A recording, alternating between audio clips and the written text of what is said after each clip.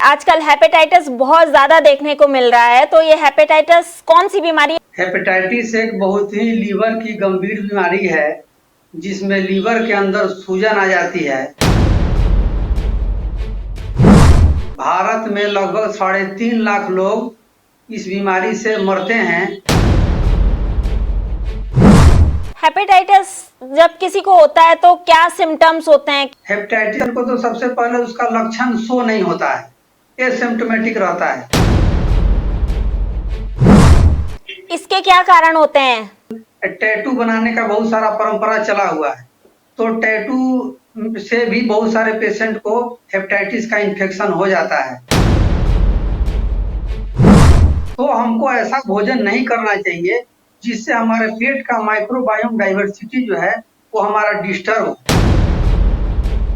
नमस्कार, D5 channel Hindi देख रहे दर्शकों का मैं वंदना स्वागत करती हूं। आज एक बार फिर हम जुड़े हुए हैं डॉक्टर नवीन से। डॉक्टर नवीन श्रीवास्तव, आपका बहुत बहुत स्वागत है हमारे इस प्रोग्राम में। आपका भी बहुत बहुत धन्यवाद हमसे जुड़ने के लिए। आप हमें ये बताइए कि हेपेटाइटिस क्या होता है? आजकल हेपेटाइटिस बहुत ज्यादा देखने को मिल रहा है, तो ये हेपेटाइटिस कौन सी बीमारी है, क्या होती है, इसमें क्या होता है? हेपेटाइटिस एक बहुत ही लीवर की गंभीर बीमारी है जिसमें लीवर के अंदर सूजन आ जाती है और भारत में लगभग 3.5 लाख लोग इस बीमारी से मरते हैं, जिसमें अधिकतर संख्या हेपेटाइटिस बी और सी का कंट्रीब्यूशन है। उसमें भी 80% लोगों की मृत्यु हेपेटाइटिस बी के बाद कैंसर होने से और लीवर कैंसर और उसके बाद लीवर सिरोसिस होने की वजह से होता है। हेपेटाइटिस जब किसी को होता है तो क्या सिम्टम्स होते हैं, कैसा महसूस होता है उसे? हेपेटाइटिस को तो सबसे पहले उसका लक्षण शो नहीं होता है, एसिम्प्टोमेटिक रहता है।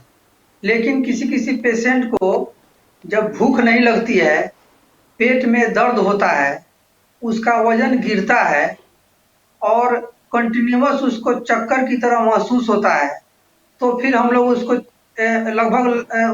फिर उसका लीवर प्रोफाइल का टेस्ट कराते हैं, जिसके अंदर उसका डिटेक्शन होता है कि उसको हेपेटाइटिस बी है। बहुत सारे पेशेंट जब ब्लड देने या ब्लड लेने जाते हैं, उस समय उनका जब टेस्ट होता है तो उस समय उनको मालूम चलता है कि हमको हेपेटाइटिस बी का लक्षण आ गया है, हमारे अंदर हेपेटाइटिस बी का वायरस है। इसके क्या कारण होते हैं? हेपेटाइटिस बी का या हेपेटाइटिस का कारण कंटामिनेटेड वाटर और फूड, बासी भोजन हम लोग करते हैं, असुरक्षित इंजेक्शन लेते हैं, या यौन संबंध होता है, या किसी कारणवश कोई इन्फेक्टेड पर्सन है जिसको हम लोग सैलून में रेजर किए हुए हैं और उस रेजर का फिर हमको यदि या किसी पेशेंट को उस पर अप्लाई किया जाता है तो उसको भी उसका इन्फेक्शन हो जाता है। इसके अलावा आजकल टैटू बनाने का बहुत सारा परंपरा चला हुआ है, तो टैटू से भी बहुत सारे पेशेंट को हेपेटाइटिस का इन्फेक्शन हो जाता है। इसके अलावा आजकल अधिकतर लोग शराब का सेवन करते हैं और शराब भी हेपेटाइटिस में बहुत महत्वपूर्ण भूमिका निभाता है, क्योंकि अभी तक हमारे पास जितने पेशेंट भी हेपेटाइटिस के आए हैं वो कहीं ना कहीं शराब का सेवन ही उनका मेन कारण रहा है। शायद ही कोई ऐसा पेशेंट है जिनको उनके माँ से उनको यह बीमारी मिली हुई है। इससे कैसे बचा जा सकता है? हेपेटाइटिस बी या लीवर के किसी भी इन्फेक्शन से बचने के लिए सबसे पहले हमें अपने भोजन पर ध्यान देना होगा। हमें प्रोबायोटिक, जिससे जैसे हमारे पेट के अंदर एक माइक्रोबायोम डाइवर्सिटी रहता है, जिसके अंदर लगभग 500 प्रकार के बैक्टीरिया, यूजफुल बैक्टीरिया रहते हैं, जो हमारे शरीर के जितने भी वर्क हैं उनको कोऑर्डिनेट करते हैं और उनके संचालन में बहुत महत्वपूर्ण भूमिका निभाते हैं। तो उनका जो डाइट है, जब हम लोग कच्चा आहार का सेवन करते हैं, फाइब्रस आहार का सेवन करते हैं, जिसको हम लोग प्रोबायोटिक बोलते हैं, लहसुन है, प्याज है, गाजर है, या कोई भी रेशेदार फल का सेवन करते हैं, तो वो बैक्टीरिया का ग्रोथ उसमें होता है और हमारे पेट में लगभग 1.5 किलो के आसपास यूजफुल बैक्टीरिया रहते हैं। अगर हम लोग एंटीबायोटिक दवा का सेवन करते हैं या स्टेरॉइड का सेवन करते हैं तो यूजफुल बैक्टीरिया कहीं ना कहीं से डिस्ट्रॉय हो जाते हैं और इनकी संख्या में कमी हो जाती है। तो हमको ऐसा भोजन नहीं करना चाहिए जिससे हमारे पेट का माइक्रोबायोम डाइवर्सिटी जो है वो हमारा डिस्टर्ब हो। इसके अलावा समय समय पर हमारे हमें लीवर की जांच कराती रहनी चाहिए कि फैटी लीवर भी इसमें बहुत बड़ा भूमिका निभाता है। तो फैटी लीवर का जैसे सिम्टम शो होता है तो प्राकृतिक चिकित्सा में फैटी लीवर का बहुत ही अच्छा ट्रीटमेंट है और बहुत कम समय में पेशेंट को इससे मुक्ति मिल जाती है। मॉडर्न मेडिकल साइंस में फैटी लीवर का कोई ट्रीटमेंट अभी तक उपलब्ध नहीं है और पेशेंट को दिन प्रतिदिन इससे समस्या बढ़ती जाती है। तो हम लोग यदि अपने खान पान का सेवन रखें, बहुत भीड़ भाड़ वाले एरिया में अपने मल मूत्र विसर्जन से बचें या किसी भी कंटामिनेटेड भोजन से बचें, तो इस तरह से हम लोग इस बीमारी से पूरी तरीके से बच सकते हैं। प्राकृतिक चिकित्सा में इसका क्या इलाज है? देखिए, प्राकृतिक चिकित्सा में इसका बहुत ही अच्छा इलाज है। जब हम पेशेंट का हेपेटाइटिस चेक कराते हैं, HBsAg यानी कि ऑस्ट्रेलियन एंटीजन यदि पेशेंट का पॉजिटिव होता है तो उसका रिकवरी थोड़ा जल्दी हो जाता है। लेकिन यदि पेशेंट का HBsAg भी पॉजिटिव हो जाता है तो उसको रिकवरी में थोड़ा समय लगता है और यदि पेशेंट अपना प्रॉपर केयर नहीं करता है तो वही पेशेंट बाद में जाकर के लिवर कैंसर और लिवर सिरोसिस में बदल जाता है। तो जैसे ही हमको फैटी लिवर का सिम्टम शो होता है तो तुरंत हम लोग को अपना उपचार शुरू करना चाहिए। यदि प्राकृतिक चिकित्सा की बात करें तो जैसा कि मैं प्रत्येक ट्रीटमेंट में एक काढ़े का यूज करता हूँ, तो निश्चित रूप से एक काढ़ा जिसमें पुनर्नवा, मकोए और भूमि आंवला और पीपल के पत्तों का काढ़ा बना करके लगभग सभी में से 10 ग्राम लेकर के 400 ml पानी में पकाते हैं। जब 100 ml बचे तो उसको सुबह खाली पेट पीते हैं। इसके अलावा व्हीट ग्रास जूस, आंवला जूस, एलोवेरा जूस और गिलोय जूस, सभी जूस को मिक्स करके लगभग 100 से 200 ml मात्रा सुबह खाली पेट और शाम को खाली पेट हम लोग इसका सेवन करते हैं। अगर नेचुरल फॉर्म में हमको ये उपलब्ध नहीं हो तो बहुत सारी अच्छी कंपनियां भी इन जूसों को बनाती हैं, क्योंकि हमारा उद्देश्य तो है पेशेंट को ठीक करना। जब पेशेंट अपने से ताजा नहीं बना पाएगा तो उसका सेवन ही नहीं कर पाएगा। तो अच्छी कंपनी का लेकर के भी इसको सेवन किया जाए तो इसमें बहुत अच्छा लाभ करता है। इसके अलावा इसमें पेशेंट को आंवला भरपूर मात्रा में सेवन करना चाहिए। जिस पेशेंट को HBsAg भी पॉजिटिव हो जाता है उसको कम से कम साल भर तक अनकुक्ड फूड का सेवन करना चाहिए। पेशेंट को अनकुक्ड फूड खाना है। पेशेंट को दही इसमें बहुत महत्वपूर्ण भूमिका निभाता है। हम लोग क्या करेंगे, एक बार 250 ग्राम आंवला का को बॉयल करेंगे और बॉयल करके उसका चोखा बनाएंगे और दिन में 3 बार सीधे निगल करके और हम लोग सीधे पानी पी लेते हैं। तो इससे क्या होता है कि उसका इन्फेक्शन बहुत तेजी से घटता है और जो हेपेटाइटिस का वायरस हमारे शरीर के अंदर में है, जब हमारे बॉडी का जो प्रीबायोटिक जो हमारा जब एक्टिवेट होता है तो जो हमारा वायरस है वो नेचुरली कम होने लगता है।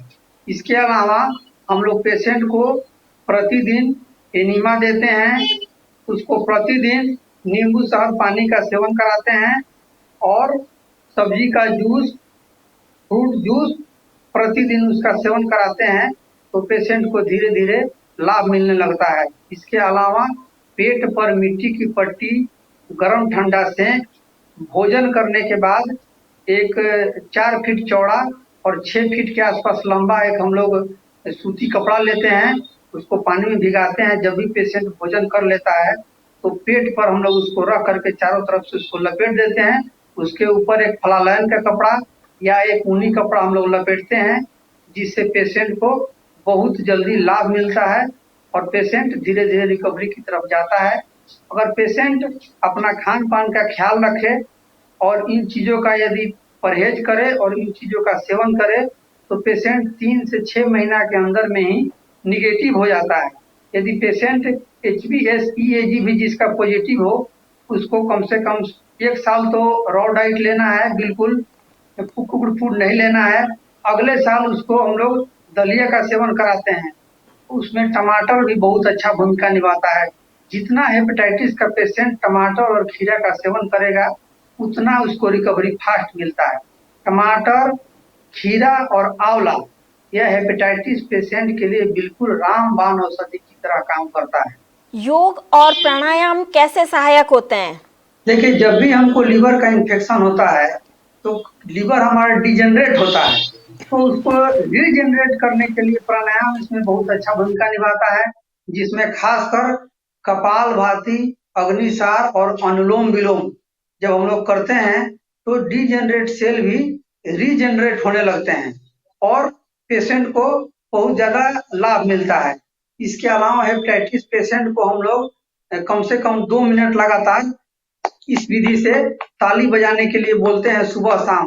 तो इससे पूरा उसके शरीर जो है पूरा गर्म हो जाता है, पूरे शरीर से उसे पसीना निकलता है, जो भी उसका टॉक्सिन है वो टॉक्सिन भी उसके शरीर से निकल जाता है। तो इसमें प्राणायाम बहुत अच्छा भूमिका निभाता है। एक्यूप्रेशर का क्या रोल होता है हेपेटाइटिस बी या हेपेटाइटिस सी को रोकने में? देखिए, जब भी हेपेटाइटिस पेशेंट को होता है तो इसमें एक्यूप्रेशर यदि पेशेंट करे तो उसको 1 महीने में ठीक होने वाला पेशेंट 15 दिनों के अंदर में ही ठीक हो जाता है। इसमें हम लोग क्या करते हैं, दाहिने हाथ में अपने छोटी उंगली के नीचे जो हमारा यह भाग रेखा है इस पर हम लोग 40-50 बार हम लोग इस पर प्रेशर देते हैं। सुबह में 40-50 बार प्रेशर देते हैं। पॉइंट ये रहता है कानी उंगली से नीचे जो हमारा ये लाइनिंग है भाग रेखा का, इसी के कॉर्नर पर ये हमारा लीवर का पॉइंट होता है, लीवर का कॉरेस्पॉन्डेंस है प्रेशर सिद्धांत के हिसाब से। इस पर जब प्रेशर देते हैं तो यदि नया पेशेंट है और कम मात्रा में उसको हेपेटाइटिस का इन्फेक्शन है तो तुरंत ही ठीक हो जाता है। और हेपेटाइटिस के पेशेंट को प्याज और लहसुन के सलाद का सेवन निश्चित रूप से करना चाहिए, यह भी उसके इन्फेक्शन को ठीक करने में बहुत बड़ी भूमिका निभाता है। हेपेटाइटिस के कौन कौन से टेस्ट होते हैं? हेपेटाइटिस के लिए हम लोग पेशेंट को लीवर प्रोफाइल कराते हैं और अलग से हम लोग HbSAg और HbSEAg कराते हैं। इसके अंदर हम लोग एक वायरल लोड का भी टेस्ट कराते हैं, जिसमें वायरस कितनी मात्रा में बढ़ा हुआ है इसकी भी जानकारी हमें हो जाती है। सारे टेस्ट हमको पैथोलॉजिकल सेंटर में जाकर के कराने होते हैं। क्या इसके कोई घरेलू उपचार भी हैं? अभी जितने भी चीजें हमने आपको बताई वो घरेलू ही था। जैसे आंवला का सेवन है, लहसुन प्याज का सेवन है। यदि पेशेंट को पाइल्स नहीं है तो अदरक भी इसमें बहुत महत्वपूर्ण भूमिका निभाता है। इसके अलावा व्हीट ग्रास जूस है, गिलोय है, आंवला है, एलोवेरा है, सब हमारे घर पर भी उपलब्ध हो सकता है यदि हम चाहें तो। इसके अलावा पीपल का काढ़ा है, भूमि आंवला है, मकोय है, पुनर्नवा है। अभी बरसात का समय चल रहा है तो लगभग आप जहां भी ढूंढेंगी भूमि आंवला प्रचुर मात्रा में मिलता है। तो भूमि आंवला का रॉ फॉर्म में ही हम लोग इसका जूस बना के ले तो और ज्यादा फायदा करेगा। अभी बरसात के समय में भूमि आंवला, पुनर्नवा और मकोय जिसको हम लोग गुलबंटी भी बोलते हैं, बहुत प्रचुर मात्रा में मिलता है। तो ये सारे हमारे जितने भी इलाज हैं घरेलू ही हैं। इसके अलावा पेट पर मिट्टी की पट्टी या पेट की गीली लपेट, जिसके अंदर बताया गया है कि 4 फीट चौड़ा और 6 फीट लंबा लगभग एक हम लोग सूती चादर लेते हैं और भोजन के बाद हम लोग उसको पेट पर लपेटते हैं। कि कोई जरूरी नहीं है कि ये पेट की लपेट हेपेटाइटिस का ही पेशेंट करेगा। यदि हम लोगों को हेपेटाइटिस या पेट के किसी भी समस्या से बचना है तो यदि हम लोग पेट की गीली लपेट करते हैं तो पेट के किसी भी तरह के इन्फेक्शन या इंडाइजेशन से हम लोग आराम से मुक्ति पा लेते हैं। अभी आपने आंवले का जूस लेने की बात कही, ये कितना लेना चाहिए, कितनी बार लेना चाहिए? आंवला, एलोवेरा, व्हीट ग्रास तीनों की लगभग 40-40 ml मात्रा लेकर के हम लोग 1 गिलास पानी के अंदर उसको पूरा मिक्स कर देते हैं, जिसके अंदर गिलोय भी 40 ml होगा। और उसको लेकर के सुबह में खाली पेट और शाम में जब हमारा पेट खाली रहता है, खाना खाने के 4-5 घंटा बाद जब हमारा पेट खाली रहता है तो उस समय इस जूस का सेवन करना चाहिए। एक आपने आंवले का चोखा बनाने का बताया कि आंवले का चोखा काम में लेना चाहिए इसमें, तो वो चोखा कैसे बनाया जाता है? देखिए, इसमें जितना ट्रीटमेंट है हेपेटाइटिस का, उसमें सारा ट्रीटमेंट एक तरफ और केवल केवल आंवला का प्रयोग एक तरफ है। यानी कि आंवला बिल्कुल रामबाण औषधि की तरह काम करता है। इसमें हम लोग क्या करते हैं, 250 ग्राम लगभग आंवला लेते हैं, बढ़िया क्वालिटी का बड़ा बड़ा आंवला। उसको लेकर के पानी में हम लोग 15 मिनट तक बॉयल करते हैं। बॉयल करने के बाद उसको पानी में से बाहर निकालते हैं और उसको मसल करके निगलने लायक बनाते हैं, और गोला गोला इतना बना लेते हैं कि हम लोग उसको आसानी से निगल सके। उसको चबाना नहीं है और सीधे हम लोग उसको निगल जाते हैं। और जिस पानी का प्रयोग उसको बॉयल करने के लिए किए हैं, उस पानी से ही उसको पीते हैं, तो और लाभ जो है बढ़ जाता है। जनरली हेपेटाइटिस के पेशेंट को वीकनेस बहुत आता है और उसकी इम्यूनिटी बहुत वीक हो जाती है। तो एक तो इससे मोशन भी क्लियर होता है, उसकी इम्यूनिटी भी बढ़ती है, और वायरस से लड़ने में भी विटामिन सी बहुत महत्वपूर्ण भूमिका निभाता है, और आंवला में विटामिन सी बहुत अधिक मात्रा में पाया जाता है। तो इस तरह से प्रयोग करेंगे तो हेपेटाइटिस बहुत जल्द ही हमारा ठीक हो जाएगा। और हेपेटाइटिस ऐसे बीमारी से जितना इसका भ्रम फैला हुआ है और जितना इसका डर है, इतना डरने की आवश्यकता नहीं है। हमको प्रतिदिन अपने भोजन में, जब तक हम लोग को कच्चा आंवला मिलता है बाजार में, लगभग 2-3 महीने को छोड़ दिया जाए तो प्रत्येक मौसम में हम लोग को आंवला मिलता है। दिल्ली ऐसे शहरों में तो सालों भर आंवला मिलता है। तो आंवला का चटनी के रूप में हम लोग को प्रतिदिन सेवन करना चाहिए।